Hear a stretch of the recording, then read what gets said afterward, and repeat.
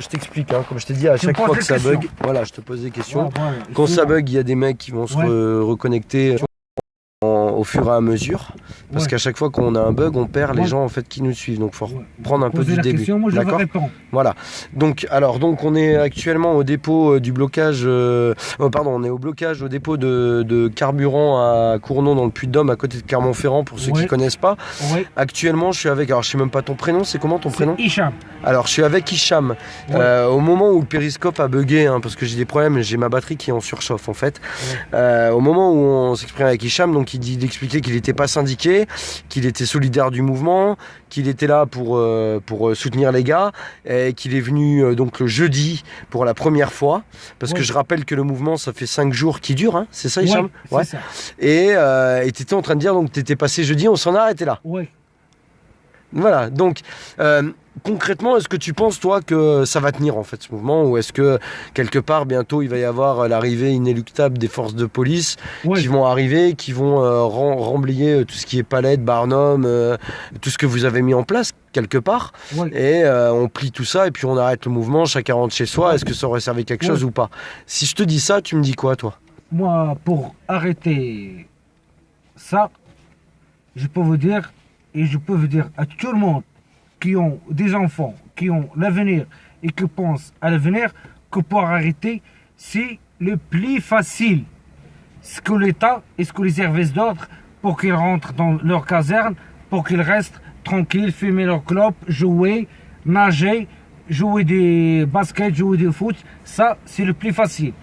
Mais pour l'avenir de nos enfants et de nos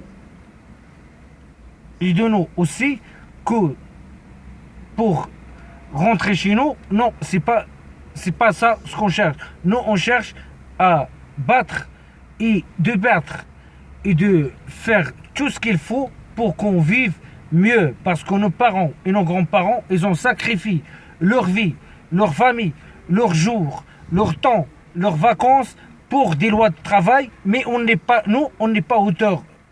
On n'est pas au top. On n'est pas à la hauteur de ce qu'ils nous ont donné, ce que tu veux dire. Ce qu'ils ont donné. Mais nous, on n'a rien fait pour nos parents et pour nos enfants. Nous, on est en train de jouer sur les ordinateurs, on est en train de jouer sur les PlayStation. On n'a rien fait contre les patrons. Les patrons sont en train de fabriquer des choses électroniques pour qu'ils nous fassent oublier l'avenir. L'avenir, c'est pour nous, c'est pour nos enfants. C'est pour nos parents, c'est pour le climat, c'est pour la nature. Tout ça, les patrons, ils vont détruire tout. Donc il faut que tout le monde soit mobilisé. Que ce soit solidaire. Il faut qu'on vive avec ce qu'on a devant nous. Il faut qu'on vive simple, solidaire. Donc après, moi Hicham, on est en France. Aujourd'hui, on a un pays, faut le dire, hein, le FN gagne des voix. Oui. T'es de quelle origine? C'est pas discret. Marocain. Marocaine. T'es français, t'es né en France ou t'es né au Maroc? Je suis français, je suis né au Maroc, mais je suis français. D'accord, ok. T'as la double nationalité? Oui. Ouais. Ok. Et on est dans un pays, où je vais pas te cacher quand même que l'extrême droite monte à fond. Oui. Et que les gens de double nationalité en ce moment, c'est pas forcément les amis de certains.